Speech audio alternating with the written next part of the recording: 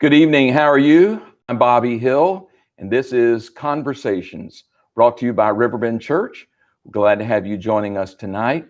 And tonight's a very important night. It's a special 1 hour program, 1 hour episode of Conversations. Typically, we're 7 to 7:30 on Wednesday nights, but tonight, given the topic and the importance and the relevance of it, we knew that we needed an hour to do this right.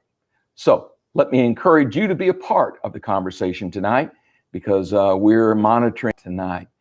In just a moment, I'll give a little bit more introduction to my guest and my partner in conversation tonight. But let me just quickly introduce the topic we have. Originally, we were going to be talking tonight on the subject of why we fight in marriage, why couples fight. And I think it's pretty apparent and obvious over the past week that topic pales in comparison to what people are thinking and wondering and feeling and struggling to know how they feel and what they how they deal with the incidents of 9 days. Here's the fact. We are living in a country in which racial disharmony is tearing apart communities, people, and that's both inside and outside of the church, to be honest with you. This has all been heightened in the last 10 days by the senseless murder of George Floyd and the reactions that people across America have had universally, recognizing the terrible tragedy that took place. And of course, the aftermath that caused and stirred and fueled people's protest all across America and even the globe. And of course, even now has deteriorated, unfortunately, even to some violent rioting in our country. So this is the topic of the hour. It's the topic of the day. I am honored and blessed tonight to have Glenn P. Brooks Jr. joining me for this conversation. And brother, welcome. Glad to see you without a mask and see you across. I think we're maybe only 4.5 feet to be exact, but we're good. God's got us tonight. Absolutely. And it's good to have you with us, sir. Well, man, I just want to say thank you, Bobby, for the opportunity that you have extended. What most people need to realize is that obviously, and you said this earlier, we were scheduled to do this anyway and talk about something relative to marriage and relationships. And that's my wheelhouse, if you will. But obviously the climate and the temperature that's been overtaking our society in the last 10 days easily, particularly, it mandated that we make an adjustment. And so I appreciate the opportunity. Yeah. Just quickly, for those of you who do not know Glenn, first of all, I'm senior pastor of Riverbend Church, and this is our weekly program. And I'm blessed just to be sitting in this chair tonight. Glenn P. Brooks Jr. is an author, a relationship coach, and has a background even in ministry as a campus pastor. And so these conversations for both of us are birthed out of both personal as well as out of experience in working with people and leading people. And that's what we're about. That's what is important to God, our people. And so that really sets the stage for our conversation tonight.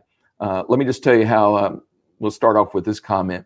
I mentioned this to you before we started tonight, Glenn. Someone said to me yesterday, they said, it's important to sit down. Mm-hmm. It's important to have this kind of conversation. Frankly, I'm not sure that in our country yet, we're having enough of these dialogues, enough of the conversation, and it probably needs to take place in multiple platforms and in multiple venues and environments where people feel safe and they can be transparent, honest.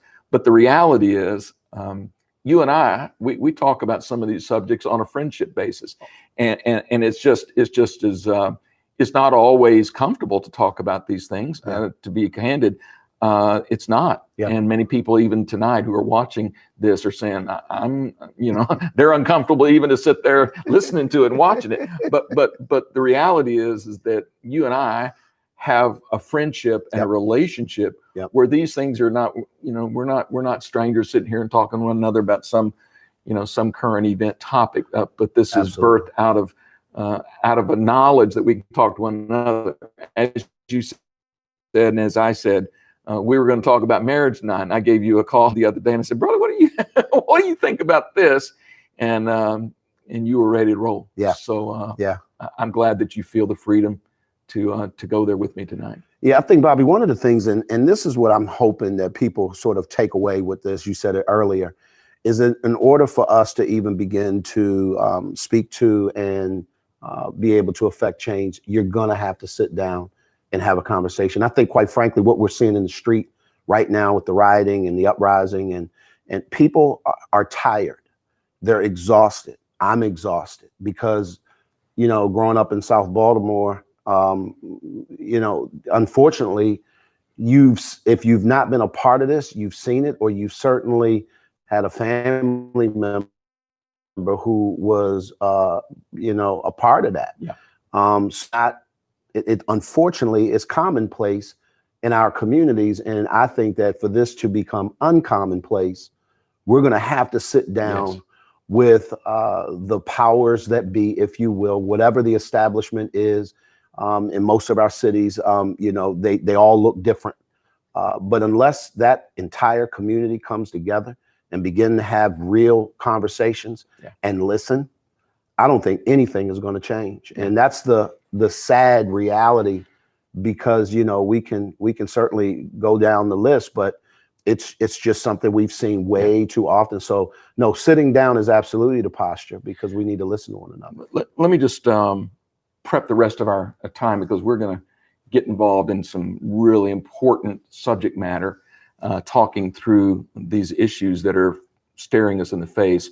So I just want to make it clear, those of you who are watching tonight, Glenn and I here, as a black man, as a white man, are not here to represent necessarily just our race. Mm-hmm. We're here as Christians, and we're here as Christian leaders, but we also are benefited by the fact that we have different backgrounds. Absolutely. And so that's a plus. And so if you had to say, well, what is your objective tonight?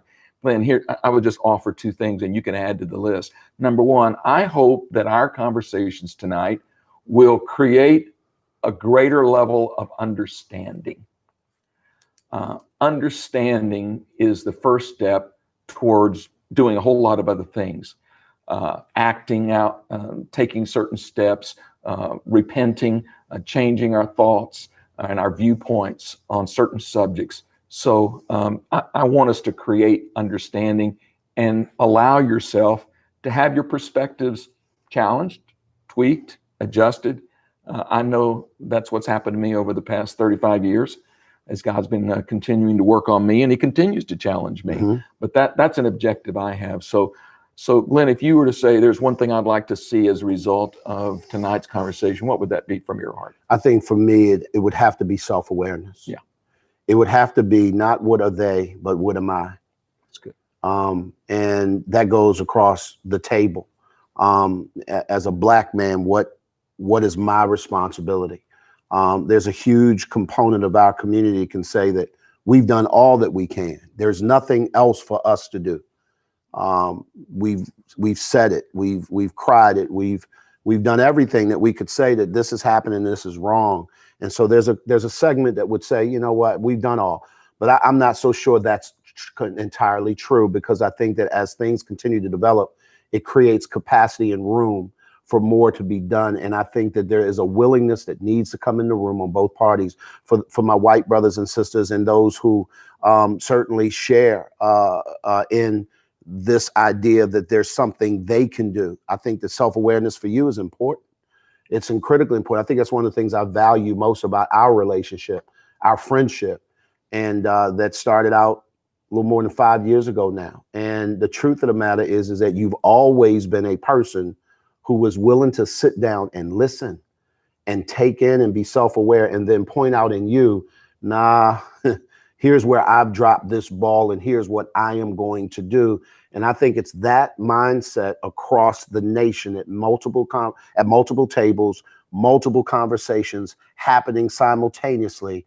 I think that's where we begin to see the light of day to some degree in terms of us moving forward. You know, one thing I know is that we're committed because of, first of all, just a value that both of us share individually, Mm-hmm. and a shared value is a desire for authenticity. Yep. So we're going to be authentic. We're going to be real. We're going to get real tonight, and welcome you to join the conversation. And I'm certain that we won't probably be able to get to every question that's going to be raised tonight, because I got a bunch of questions I don't have answers to. So absolutely. anyway, we're going to give our hearts to it. Okay. Let me start off this way.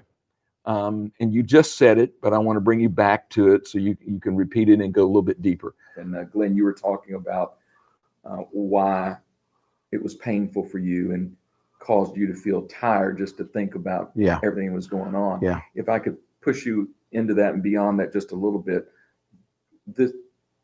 we all understand. I mean, you all need to be reminded, but if we've been paying any attention to the last decade or two, those of us who've fortunately have lived enough life that I've seen far more injustice than I want to, have to remember all of it, but it's a reality. And here's what I'm interested in you breaking down for me. I have an opinion, but I want to hear your thought. You were talking about body cams and the easy availability of social media today. This most recent incident, and there have been several here in the last 6 months or 9 months, but of clear racism exhibited in treatment, particularly from the police, against brutal treatment of African Americans, women, men, etc. My question is, what is it about this recent incident that has connected at such a visceral level with the American public? Because if you interviewed anybody on the street, wherever, and there's universal condemnation of it and recognition that it was just, tragic and murder and inappropriate, unjust, wrong, et cetera, et cetera. Put all the words you want to describe it. But why there seems to be, we're at a defining moment without question as a society. And I'm not certain I have it figured out yet. I'm pleased to see we're at a defining moment, because God knows we need revival in this nation. We need help. All of us, and families and society and culture. We need transformation. But the question is, what is it about this moment that somehow is bringing it to that level of visceral acknowledgement across the board, would you say? Well, I think that this moment is the moment where everything, if there was such thing as a perfect storm, this is brought to head decades upon decades of ignored brutality at the hands of police in inner cities. If we go to Minneapolis and we look at just the history there, this is routine for them. They've seen this over and over and over again, and they've never seen justice levied toward the offender. I think that you couple that kind of progression, not only in Minneapolis, but in Georgia, in Louisville, you think about Ahmaud Arbery and Breonna Taylor. What you're seeing, Bobby, is all of that has taken place under the guise of this coronavirus pandemic. And I don't think that it is safe to assume that without the fact that we are not all social distancing, we're not all in front of our devices. We're having internet problems tonight because of the surge of the amount of people that are online on a regular basis. That normally is not the case. I think that all eyes was on this at the same time globally, coupled with the fact that this has been coming for a very long time. So think about a wave that started on one side of the globe, and it is mounting and mounting and mounting and mounting. And then before you know it, that once in a lifetime, if you will, there is this tidal wave or this tsunami that hits that mainland, and it obliterates everything. And I think that this has been somewhat of a tsunami of sorts of racism coming to a head in a moment where even the oppressors or people who, let me say it this way, and I'll characterize it this way. For people who don't recognize racism for what it really is, as opposed to what they think it is, this has made them look and say, wait a minute. This man's knee is on this black man's neck. He is killing him. And at this particular point, nobody's arrested. So it becomes an undeniable, visible incident that given the pandemic and the condition of 100%. where a culture is in society right now, it's like it's almost at a standstill, and all of a sudden it's like wham. Absolutely. And again, when I talk about pandemic, we're talking global. You bet. So now you see George Floyd's a picture is being hung on the side of embassies around the world. So that's not a normal thing that happens out of this kinds of tragedy. And because of that, I think that you got all eyes on us. And I think this provides an incredible opportunity, particularly for the church, to lean into this and to figure out a way to lead through it.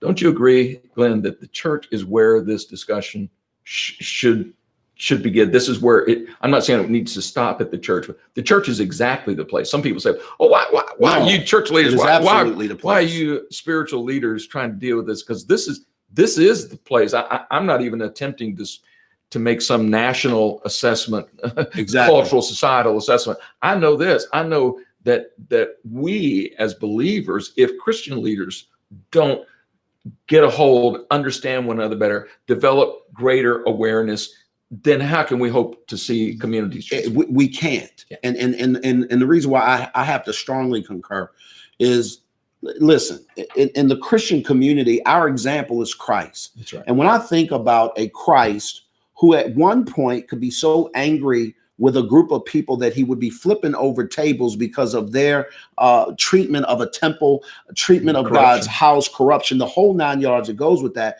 And then that same Christ can agree to die for that group of people. Yeah. That's what reconciliation looks like from the time that the offense taken all the way to the end and then completed. If the people who say they follow Christ don't lean into this, we're in trouble. Yeah, we really are.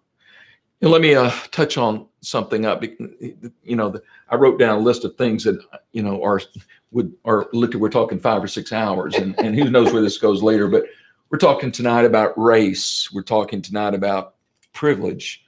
We're talking tonight about apathy and indifference. Those are the kinds of topics that we want to make sure that we put our hands around. And I just want to tell you a quick story that was told to me. So this was a woman, a mother, and it's been said to me by repeated people over the years, because I have purposely endeavored to be a part of racial reconciliation, not a movement, just on a personal level. Yes. You know what I'm saying? Yes. Not attending a conference or something, but just on a personal level. And because of some values that God has worked into me through the years. But I've heard this said many times, and even 6 months ago, a year ago, a mother, great godly woman, said to me, as her kids were growing up to teenage years, and she said, "I need prayer." And I said, "What's your concern?" And she said, "I'm getting ready to have the talk." Now, honestly, I thought she was getting ready to talk about the birds and the bees, about birds and bees with her kids. And I said, "Oh, listen, let me tell you." And she said, "No, I'm not talking." What? This was a black lady, and she said, "No, you don't understand." She said, "I'm getting ready to have the talk." I said, "Explain to me." And she explained to me the same thing I've heard from numerous mothers and fathers, African-American mothers and fathers, that it is common among Blacks to know at some point you're raising kids in this country, absolutely, in almost across the country. Absolutely, you're going to at some point have to have a conversation, and a talk with them that explains to them, here's what you may encounter, here's what you can, here's how you respond. And I think that little incident, that story always comes back to my mind, because as a white man, father, grandfather, I can't relate to that on a personal, on a experience level for me. I never had to have that talk with my two sons. Never. Never even came up in my mind. So the fact of the matter is that there is a difference. And I think absolutely we all understand that on the surface, but we need to understand one another better. So explain what a Black mother, father go through in that kind of a scenario. What that would help other of my white brothers and sisters to really get on the inside of what a Black mother, father feels and struggling through that. Well, I think that it's kind of hard to put that into words, but imagine if you're a parent and your child is 16 years old. They've just gotten their license. And there's some already fears that you have with them driving at 16 because you don't trust anybody, not them, not the road, not anybody. But you reluctantly allow them, it is that 16-year-olds do, and that is, Mom, can I have the keys? And they are wanting to go somewhere. And then the question becomes, well, where are you going? Well, I'm just going to this party that so-and-so is having. And now you go through the laundry list of checkpoints of, well, who's going to be there, da, da, da, da. But now you are white and you're having that conversation with your child and it stops there. And the reason why is because there is a privilege that your skin color garners you, that traditionally speaking, if your 16-year-old child is going to get pulled over, there's a certain line of questioning that they're just not going to get because the officer in many cases looks like them. And so if I relate that back to what you just said, and that is, I can't relate to that. Neither can that white police officer. And that white police officer and that white kid that's driving that car are understanding each other. Yeah. I don't understand that. You don't either. We don't have that conversation. Can I see your license and registration, please? Do you know that you've been speeding and da-da-da-da? Yes, officer. No, officer. I'll be right back. You call it in. I'm going to give you a warning this time. You're going about your way. But when that same scenario goes down and now it's a black father or black mother, the additional part of that is this. If you look like you are, the fact that the matter is, as soon as they figure out that you're African-American, there's a thought that goes through that police officer mind. And that is whatever has been shaped by his or her culture and their city and their local area. And if the media or their perception of whatever that looks like is anything relative to what we're seeing now, there's a problem here beyond the fact that you're 16 and you were weaving. Now the assumptions are going to come. And so your fear as a parent is that that's going to escalate because you're dealing with a teenager. You're dealing with someone who doesn't get all of the nuances of that conversation. If they make one wrong move or this thing doesn't go extremely well, you could not see your child that night. Your child isn't coming home. And because you have history that's happened over and over and over again, there is this incredible fear. So now you have to have a conversation that says, listen, when you go out and I could go down, every conversation is a little bit different. It's relative to your child, your circumstances, your experiences, where you live, what your parents personally have experienced, what they haven't. It goes a little bit different. But basically it is, listen, do the most and live to fight another day. Yeah. You know, we've been digging into the depths of why it seems like at this moment that this became so visceral. Mm-hmm. We've talked through that. We've talked a little bit about some of the history and how whites and blacks interpret and perceive issues and experiences differently because simply because of our race and the culture that we live in. So what I'd like to jump to for a moment here, since we have limited time left, Glenn, is I want to ask this question, which I think a lot of people aren't asking themselves right now. What does God think? What does God see going on right now? From his perspective, let me tag it to biblical history for a moment. Mm-hmm. The deal is injustice, sin, hatred, indifference, whatever it may be, is not new in 2020. No. And in fact, it is as old as humanity. Absolutely. And I was restudying in the last 3 or 4 days at the encouragement of one of my brothers, the New Testament as it relates to racial disharmony. Mm-hmm. And reminded that if you take the whole book of Acts and you said, what does it hinge on? Mm-hmm. It hinges on the disharmony between Jews and Gentiles. Absolutely. And the point that my friend made to me was, Bobby, do you realize what it took to get Peter willing to cross the cultural boundary and take the gospel to a race of people, non-Jewish people, cross-cultural, and that defied his experience, that challenged his theology deeply. Right. It took multiple supernatural revelations. It took dreams and visions. It took so much for God my point is, it's taken a lot of time to push over these boundaries that have been created. Right.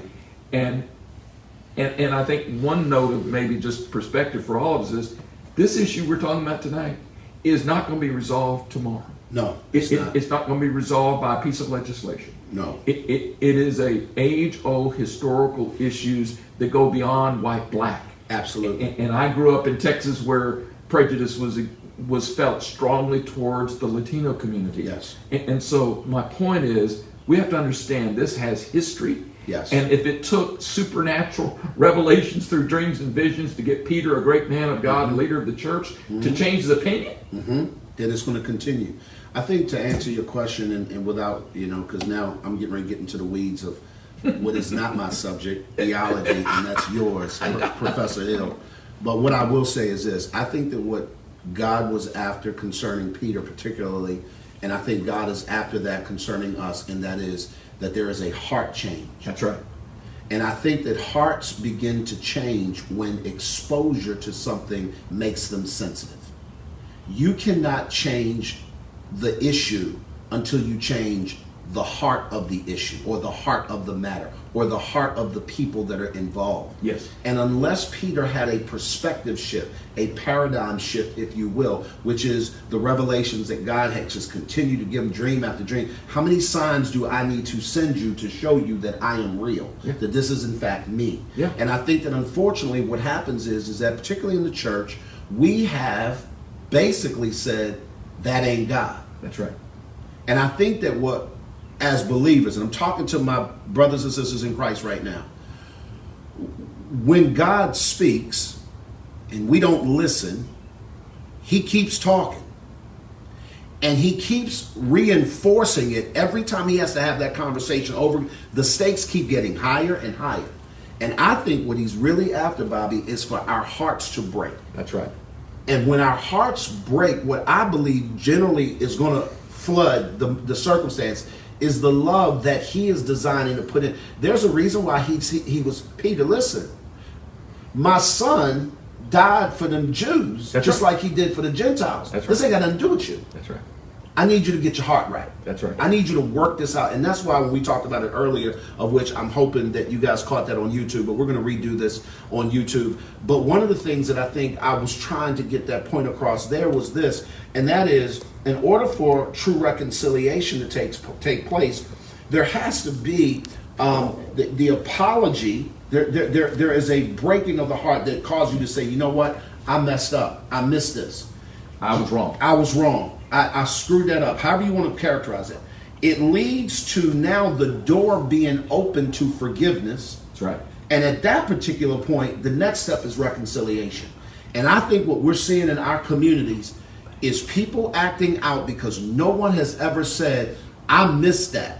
I apologize. That should never have happened. When I watched the governor of Minnesota say, I understand how you don't trust us. We have missed this like largely for decades in the city of Minneapolis, and you guys don't, I understand that.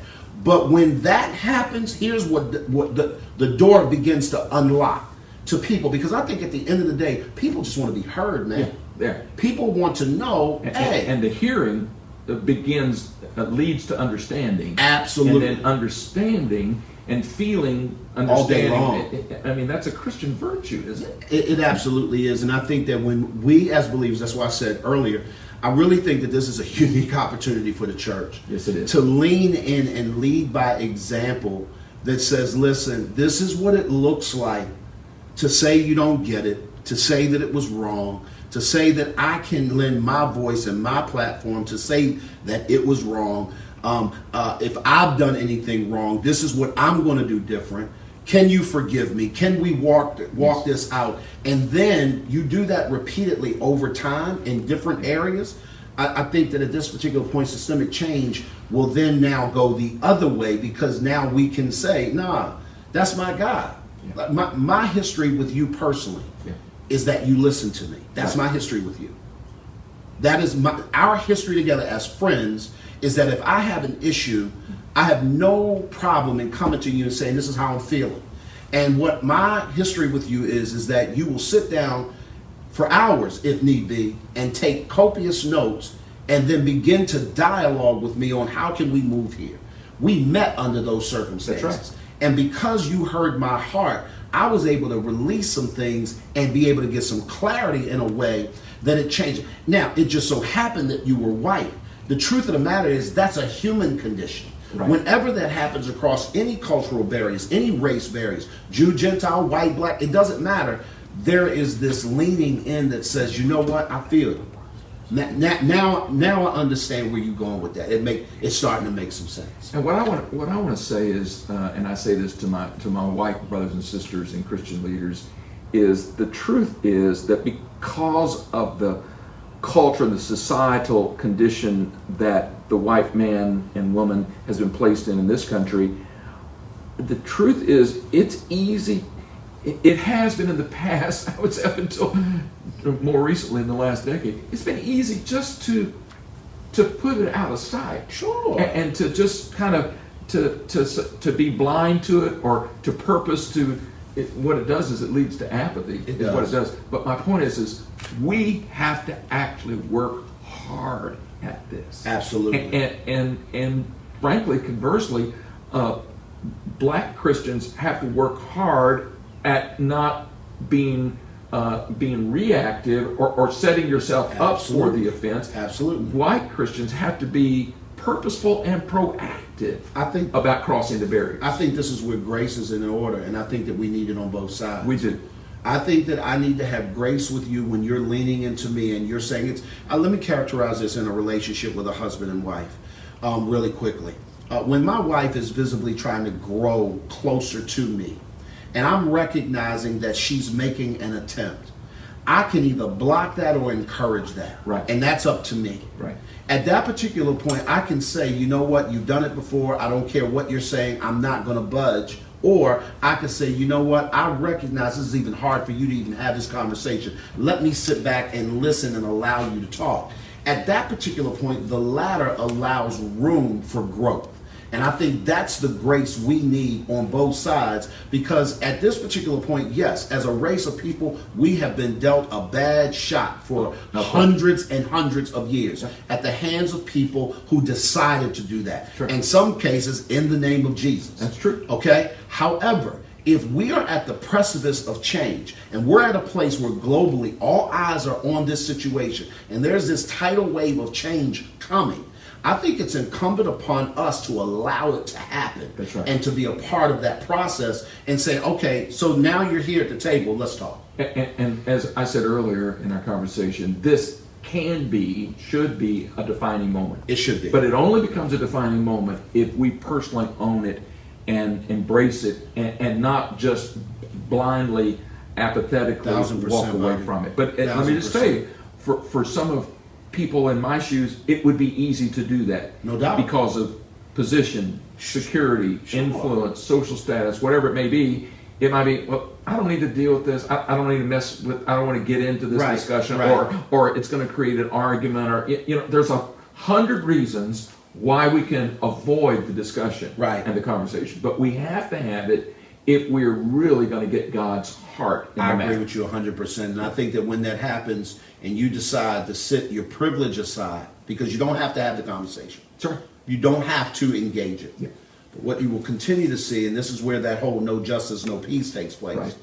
If there is no justice, you're basically continuing to traumatize an entire group of people to have to endure everything that they've seen that has broken their hearts and have created this crazy havoc in their heart, in their families, in their communities, in our hearts, in our families and communities, and you'll never have the peace we're looking for. And I think that this is where my white brothers and sisters, particularly those ones in Christ, get to say, you know what, not on my watch, this ends now. And this ends with me first taking the step of, I am going to own what part, if any, I personally played in my thought process. And then I'm going to work to undo what I'm thinking so that I can make room for something else. And I think that's where we begin to see harmony. And Peter showed it in his willingness to trust God at that point and say, okay, if God is showing me these are foods I can eat and these are foods I can't eat, if he says they're clean, they're clean. Let me go with it. And in the middle of trying to preach the gospel, God had basically intervened and said, I'm going to go ahead and save these folks, whether you want them to be saved or not. I'm going to go ahead and save these people. How about that? I mean, if that's not a message. No, absolutely. Here's what I want to kind of bring us to closure for this time tonight, using our FaceTime opportunity. I think there's a mistake that people of any race can make. I've had the privilege of being able to spend a lot of time in South Africa, as you know. Still waiting on you to join me. But anyway, so I have watched apartheid and the effects, and been traveling to South Africa back in the days of apartheid and since, and been ministered and spent time in some of the most devastated communities because of racial disharmony in that country. And by the way, just because apartheid is over, racism has not disappeared in South Africa. Just so we know that. Okay? So here's one thing that I've had discussions with my South African brethren about, and I think it's it may feel like it's a theological point, but it's a personal spiritual thing. If you or I or my Hispanic brethren or whoever, my Asian American friends, if we allow our ethnicity to preempt our faith, it's a problem. In other words, our faith we always have to consider our faith. When I say our faith, what I mean is who we are in God. We're God's creation, and He did not mistakenly create us as black, brown. Correct. It was purposely. Correct. God created us uniquely. Correct. For the purpose of the whole cross-cultural beauty that comes, the diversity, the beauty that it is in diversity. God did that on purpose. Yes. It's no mistake. Yes. So my point is that if we allow our ethnicity to become priority, that's number one on our agenda, which it's easy to get there, particularly when either we've been hurt or when we've been prejudiced and people, quite frankly, feel justified once they get there. Yes, or be privileged, as many of my Caucasian friends are. We are. None of us can rightfully put our ethnicity. We don't deny it, it's reality, but if we put it over who we are in Jesus Christ, that is a dividing point. I think, and I think that only God is the only answer to this stuff, and we have to come to grips with the fact that as Paul said, the dividing wall, that hostility, the only way it was torn down was through Jesus Christ and what He did for us. Yes. And so you and I and others hopefully can come to grips with that. And the same way that Jews and Gentiles had to come into unity through Jesus Christ in the early church, today we all must find our faith as more important to us than even our ethnicity or our gender or whatever it may be. Let me help my black brothers and sisters who are struggling right now, because they're thinking, you know what, that is easy for Bobby to say, because for years we've grown up in a faith that was in some of our minds shaped by a man that looks like him. And so for him to say that, in your mind you're thinking, here we go again. Let me shift one little statement, and particularly for my brothers and sisters of faith in Christ Jesus, I want you to think this way. When you say that God is the only way that we get through this and leaning into Him, one of the things that I am hearing, it's actually the pure love of God. That's right. So it's not just God, this three-letter word that people define as whatever that looks like. It is that agape thing that only God generates, that allows us to love in an actionable kind of a way, which I think, quite frankly, for me, that's a given.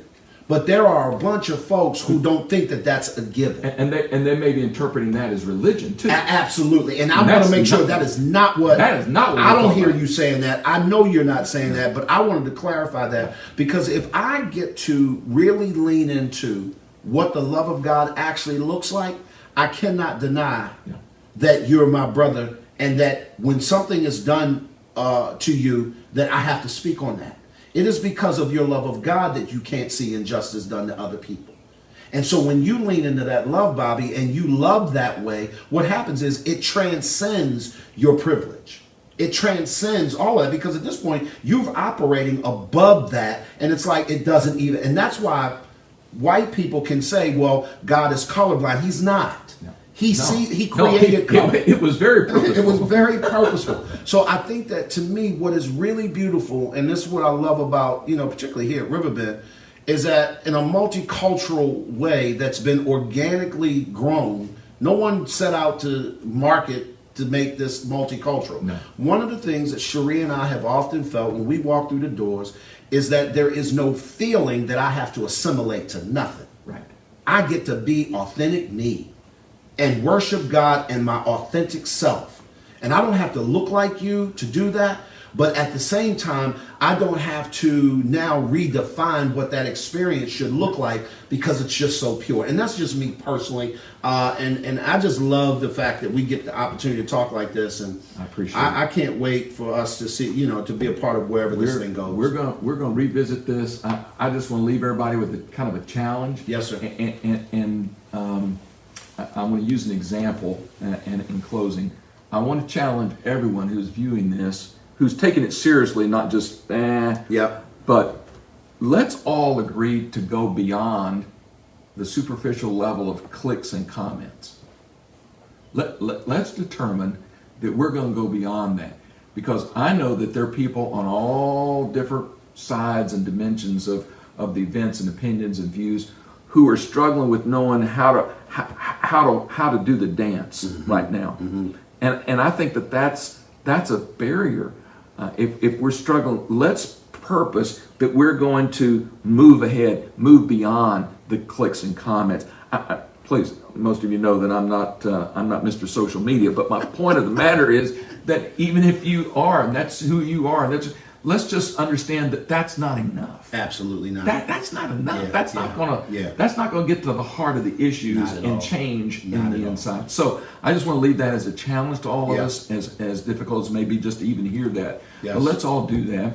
Glenn and I are going to revisit this subject, and we're going to take a full hour on conversations. It will be in the future. We'll notify you. We'll put it on Facebook and every other place we can find and let you know when it's going to come. Yep. We're committed to it. The devil's not going to rob us of this great opportunity. And I love you, and I appreciate you, my friend. Appreciate you, and man. we'll revisit this again. Absolutely. All right. Thank you for having me. God bless you. God bless you.